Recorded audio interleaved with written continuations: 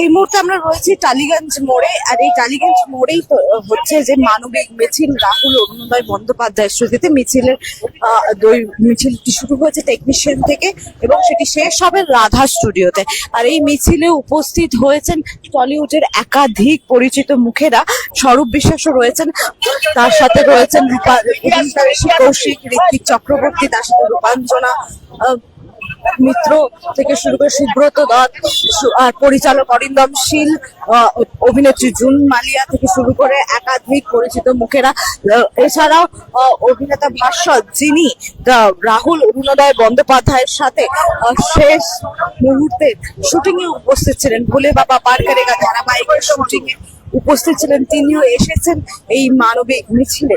এই মিছিলে যে শুধুই ইন্ডাস্ট্রির মানুষজন আছে এমনটা নয়, এই মিছিলে আমরা দেখতে পাচ্ছি একাধিক অনুরাগীরা যারা তাকে রাহুলকে ভালোবাসতো, রাহুলের কাজকে ভালোবাসতো। রাহুল যাদের প্রিয় অভিনেতা ছিল, কারোর প্রিয় লেখক ছিল, কারোর প্রিয় পডকাস্ট শো ছিল সহজ কথা, সেরকম বহু মানুষ উপস্থিত হয়েছে। এছাড়া উপস্থিত হয়েছেন বিভিন্ন টেকনিশিয়ানরাও, যারা তার সাথে কাজ করেছেন, যারা তাকে সর্বদা তার পাশে থেকেছেন, এরকম মানুষও উপস্থিত হয়েছেন। সেই চিত্রই বারংবার দেখাচ্ছে। এই মিছিলে কিন্তু নেই কোনো স্লোগান। এই মিছিলে আমরা দেখতে পাচ্ছি হাতে শুধু একটাই placard, justice for Rahul, justice for Rahul. এখানে যারা মিছিলে নেমেছেন তাদের শুধু এইটুকুই দাবি যে রাহুলের যে রহস্য মৃত্যু আজ 7 দিনের মাথায় এসে দাঁড়ানো, সেই মৃত্যুর যেন সঠিক বিচার হয়, সেই মৃত্যুর যেন সঠিক বিচার পায়, সেই মৃত্যুর রহস্য যেন আর এই রহস্য ধোঁয়াশার মধ্যে যাতে মানুষ থাকতে না হয়, মানুষ যাতে সত্যতা জানতে পারে এই ঘটনা, সেই কারণেই কিন্তু আজ এই পথে নামা।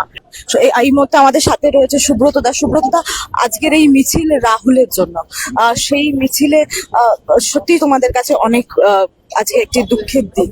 কোনোদিনও রাহুলের জন্য এরকম রাস্তায় নামতে হবে সেটা কোনোদিনও আশা করো না? কোনোদিনও কল্পনা করতে পারিনি। খুবই ভালো ছেলে ছিল, ওর সাথে প্রজেক্ট করেছিলাম, খুবই মর্মান্তিক, দুঃখদায়ক। আমি দেখেছি কলশিট, যে আমি অন্য জায়গায় যখন কাজ করি নিয়ারেস্ট হসপিটাল এমার্জেন্সি নাম্বার থাকে, এবং একটা ডুপ্লিকেট বলে একটা পেশাই আছে যারা দক্ষ, জলে আগুনে ড্রাইভিং, হর্স রাইডিং, যখন এই নিয়ে কাজ হয় তখন ডুপ্লিকেট থাকে। যখন এটা ড্রোন শট ছিল সেটা ডুপ্লিকেট নিয়ে করালেই হতো।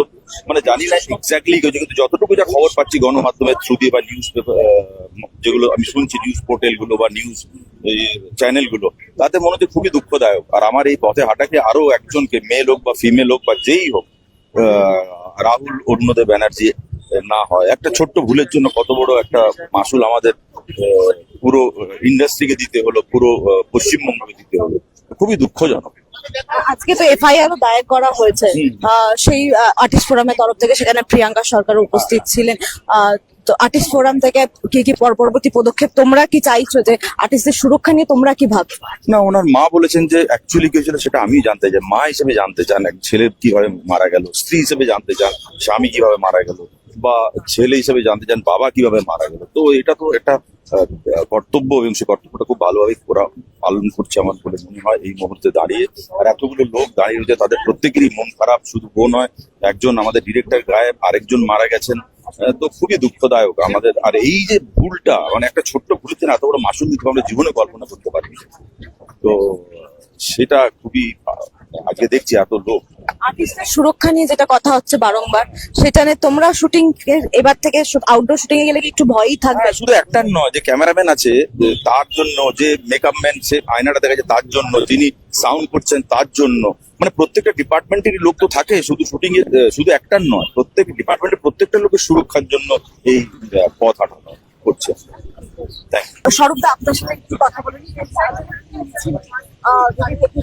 থেকে শুরু হয়েছে রাধা স্টুডিওতে রাহুলের কতটা অফিসের সুরক্ষা নিয়ে বারংবার প্রশ্ন হচ্ছে, আসলে টেকনিশিয়ানদের সুরক্ষা নিয়ে প্রশ্ন হচ্ছে, আপনাদের কি পদক্ষেপ থাকবে?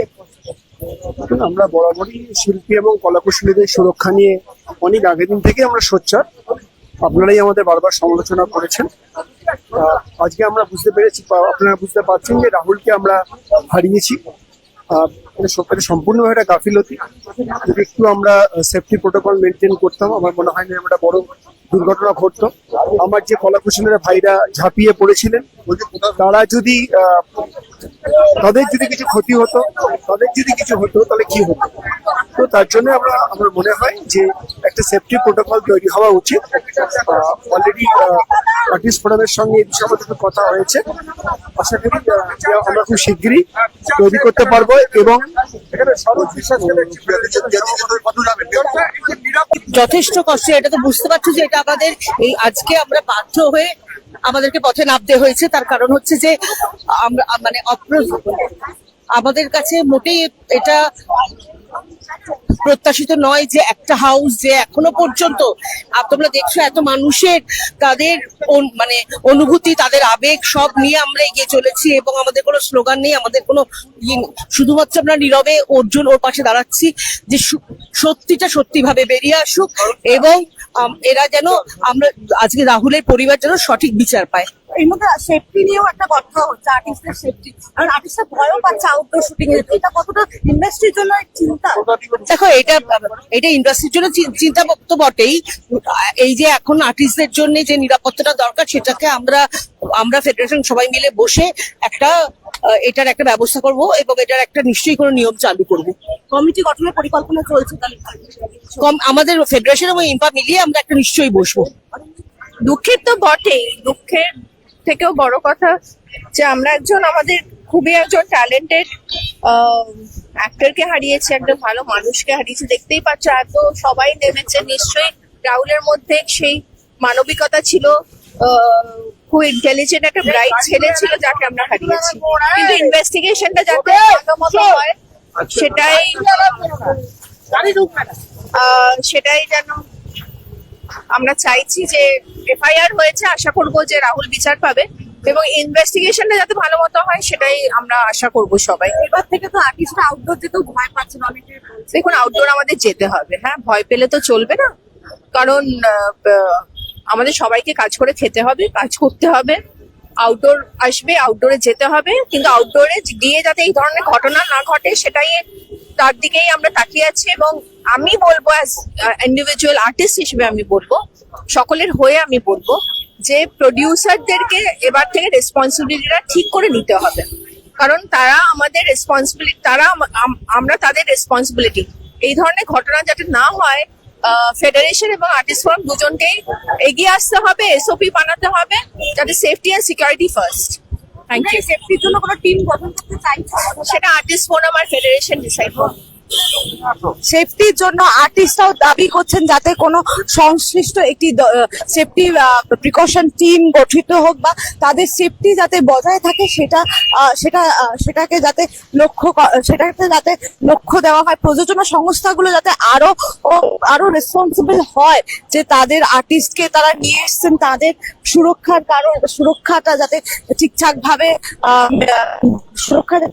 ভাবে বজায় থাকে, সেই জন্য তারা যাতে আরো রেসপন্সিবল হয় সেই বিষয়েই কিন্তু তারা নজরে রাখছেন এবং সেই বিষয়টা তারা বারংবার খতিয়ে দেখতে চাইছেন। ইতিমধ্যে মিছিল রাধা স্টুডিওর সামনে এসে উপস্থিত হয়েছে, সেই চিত্রই আপনাদের সামনে দেখাচ্ছি। সমস্ত আপডেট পেতে চোখ রাখুন দ্য ওয়াল নিউজে, কারণ খবর এখন এখানেই। ক্যামেরায় শক্তিকের সাথে Debarati report, the wall news, Kolkata.